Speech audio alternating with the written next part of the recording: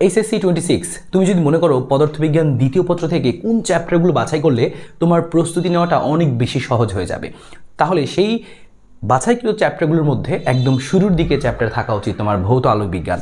এই চ্যাপ্টার থেকে তোমার প্রশ্ন থাকেই। সো তুমি এই চ্যাপ্টার থেকে খুব সহজে চাইলে গুছিয়ে একটা সিকিউ কমন ফেলতে পারবে। সো কোন জিনিসগুলো পড়বে, কোন সূত্রগুলো পড়বে এবং কোন সিকিউগুলো প্র্যাকটিস করবে, কোন ম্যাথগুলো করলেই তোমার A to Z সব কিছু কাভার হয়ে যাবে, তোমাকে আমি খুব সহজে অল্প সময়ের মধ্যে সেগুলো দেখিয়ে দিচ্ছি। তো তুমি জাস্ট এখানে যা যা আছে সেগুলো তুমি ফলো করলেই দেখবে এখান থেকে খুব সহজে একটা সিকিউ কমন পেয়ে যাচ্ছ। সো তুমি কিন্তু এখন এই শেষ মুহূর্তে এসে অবশ্যই এভাবে গুছিয়ে পড়বে, কারণ তুমি আসলে হয়তো বা পড়েছো বা ভুলে গেছো বা রিভিশন দিচ্ছ বা একদমই পড়া নেই, অনেক রকম সিচুয়েশন তোমার হতে পারে। কিন্তু এখন জেরে হোক না কেন তোমাকে গুছিয়ে পড়তে হবে, কারণ পরীক্ষার আর বেশি সময় নেই। সো কীভাবে তুমি চ্যাপ্টারটি গুছিয়ে নেবে চলো আমি তোমাকে দেখাচ্ছি, এবং আমরা আমাদের ওয়ান শট ব্যাচে কিন্তু প্রত্যেক চ্যাপ্টার এভাবে গুছিয়ে দিয়েছি। তোমাকে আমি এই চ্যাপ্টারটি দেখাই। ভৌত আলোক বিজ্ঞানের মধ্যে তোমরা জানো ইতিমধ্যেই আলোর ব্যতিচার এবং অপবর্তন এই দুটি টাইপ রয়েছে। তার মধ্যে আলোর ব্যতিচার এই টাইপ থেকে প্রশ্ন আসার চান্স সবচেয়ে বেশি থাকে এবং এখান থেকেও মাঝে মাঝে আসলে আসে। সো এই টাইপটাতে আসার সম্ভাবনা অনেক বেশি। আমরা এই টাইপটা আগে দেখবো, তারপরে এই টাইপটাও দেখবো। আলোর ব্যতিচার থেকে দেখো, ব্যতিচারের মধ্যে যাবতীয় সূত্র যা যা প্রয়োজন সব কিছু একসাথে দেখতে পাচ্ছ, যে এনতম উজ্জ্বল ডোরার দূরত্বের সূত্র কি হবে, অন্ধকার ডোরার দূরত্ব বললে আমরা কি লিখবো, হ্যাঁ, বা কোনগুলো এক্সট্রা কাজে লাগে, দেখো সব একসাথে সুন্দর করে নোট করা। পরীক্ষায় তোমাকে বললো ডোরার ব্যবধান কত, না বলে তোমাকে বলতে পারে পাশাপাশি দুটি উজ্জ্বলের দূরত্ব, পাশাপাশি দুটি অন্ধকারের দূরত্ব, এগুলো আরও নাম আছে, ঝালরের প্রস্থ, বা তোমাকে পরীক্ষা বলতে পারে ঝালরের রৈখিক বিস্তার, পট্টির প্রস্থ। যত কনফিউশন তোমার হতে পারে, যত রকমভাবে আসতে পারে, দেখো সব একসাথে গোছানো। তুমি যদি এইভাবে একসাথে গুছিয়ে খুব সহজেই হাতের কাছে পেয়ে যাও, তোমার কিন্তু প্রস্তুতিতে বেশি সময় লাগবে না আসলে। তো দেখো প্রত্যেকটা জিনিসের ক্ষেত্রে যা যা নাম, এনতম উজ্জ্বল ডোরার কৌণিক দূরত্ব, পরীক্ষায় কৌণিক সরণ বলতে পারে, কৌণিক অবস্থান বলতে পারে। বিশেষ করে এই চ্যাপ্টারে কিন্তু এই সমস্যাটা হয়, আসলে অনেকগুলো নাম, এই জন্য আমরা একটু প্যাচ লেগে যায়, কনফিউশন ক্রিয়েট হয়। তো সমস্ত কনফিউশন এখানে তোমার দূর হয়ে যাবে একদম A to Z যা যা আছে। দেখো একদম এভরিথিং, এবং এক্সট্রা আরও যা যা লাগতে পারে তোমার ফর্মুলা, যেগুলো পরীক্ষাতে এখনও আসেনি, আসতে পারে ভবিষ্যতে একটু কঠিন হয়ে, তো সেগুলোও কিন্তু এখানে সুন্দরভাবে গুছিয়ে দেওয়া। সো এই ক্লাসটি যদি তুমি করতে তাহলে আর তো কোনো কথাই ছিল না। তারপরেও যারা ক্লাসটি করনি তারা হচ্ছে যেন এখান থেকেও একটা আইডিয়া নিয়ে ফেলতে পারো যে আসলে ক্লাসটা কত সুন্দরভাবে গুছিয়ে করানো হয়েছে। তো তুমি শুরুতে এই সূত্রগুলো খুব একবার ঠাড়া একদম ঝালা মুখস্থ করে ফেলবে আগে একবার।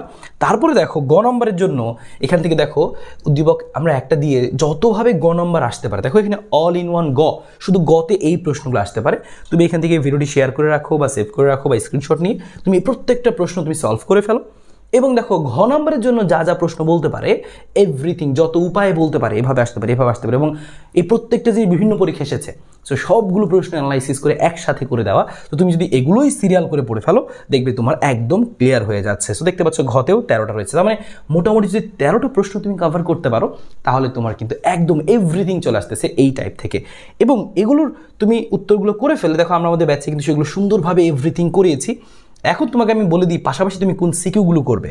তুমি এগুলো করার পাশাপাশি ঢাকা বোর্ড 25-এর সিকিউটা করবে, তাহলে তোমার পরীক্ষাটা পানিতে সম্পূর্ণ করলে কি হয় সেই জিনিসটা ক্লিয়ার হয়ে যাবে। ঢাকা 25-এর পরে তুমি এই রাজশাহী বোর্ড 25-এর অঙ্কটাও তুমি করবে, যে কী ধরনের ব্যতিচার লক্ষ্য করা যায়। খুব ইম্পর্টেন্ট, পরীক্ষা ধরনের প্রশ্ন আসে যে হচ্ছে এখানে কি গঠনমূলক ব্যতিচার হবে না ধ্বংসাত্মক ব্যতিচার হবে, এই ধরনের প্রশ্ন। তো রাজশাহী 25 তুমি করবে। এবং এরপরে আমরা আরও দেখি আর কি কি আমাদের এখান থেকে আসতে পারে। অ্যান্ড এই প্রশ্নের পাশাপাশি তুমি দেখো যে আমরা বললাম, দেখো এইটা আমাদের এখানে প্রশ্নটা উত্তরটাও করে দেওয়া আছে, কীভাবে তুমি করবে সেটা দেখে নিতে পারো। পাশাপাশি তুমি দেখো এখান থেকে যশোর 25টা করবে। দেখো এই যে সকল প্রশ্নের কথা বলছি, একটু আগে তোমাকে 13টা প্রশ্ন দেখালাম গ ঘতে, এভরিথিং ওখানে আসলে আছে। তারপরেও তুমি যেন একটু সৃজনশীলের একটা ধারাবাহিকতা বুঝতে পারো যে কীভাবে থাকে, তো এই জন্য প্র্যাকটিস করাটা উচিত।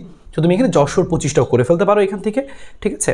আর এটা তোমার এক্সট্রা না করলেও চলবে। এটা কেন দিয়েছি, এই যে চিত্রের সাথে তুমি যেন একটু অ্যাডজাস্ট হতে পারো, অনেক সময় চিত্র এরকম জিনিসপাতি দেওয়া থাকে, এই জন্য কিন্তু রেখেছি। দেখতে পারো ময়মনসিংহ 25টাও তুমি দেখবা এখান থেকে, ঠিক আছে। এটা একই জিনিস, এই দেখো কৌণিক সরণ আগে দেখেছি, এটা তুমি স্কিপ করতে পারো, না দেখলেও চলবে।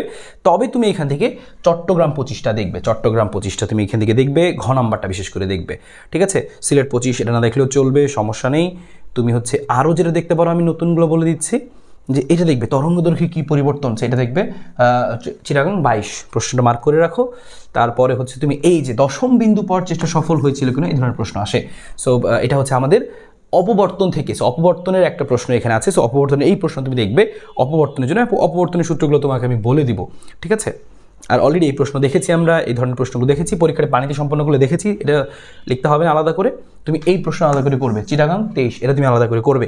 তারপরে তুমি হচ্ছে এটা তুমি করতেই পারবে, এটা সমস্যা নেই, এটা নিয়ে এটা পারবে। এটা তুমি দেখবে যে যেখানে আগে 10ম দেখা যেত সেখানে এখন 15তম দেখা যাবে কিনা। সো এই প্রশ্ন তুমি এখান থেকে করবে এক্সট্রা করে, ঠিক আছে। এই তো হচ্ছে ঘটনা। আমাদের হয়ে গেল হচ্ছে কোন পোর্শনটুকু, ব্যতিচার পোর্শনটুকু।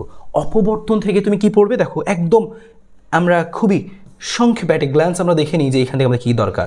ফ্রেনেল শ্রেণীর অপবর্তন, ফ্রনহফার শ্রেণীর অপবর্তনের পার্থক্য দেখে রাখতে পারো খ নম্বরের জন্য। একক চিরের জন্য অপবর্তনের জন্য আমাদের যে দুইটা সূত্র রয়েছে, এবং আমাদের গ্রেটিং কর্তৃক অপবর্তনের জন্য যে দুইটা সূত্র রয়েছে, এই সূত্র এতটুকু এখানে। সো এইটুকু খুব সুন্দরভাবে সহজে তুমি আগে একবার চোখ বুলিয়ে নিবে।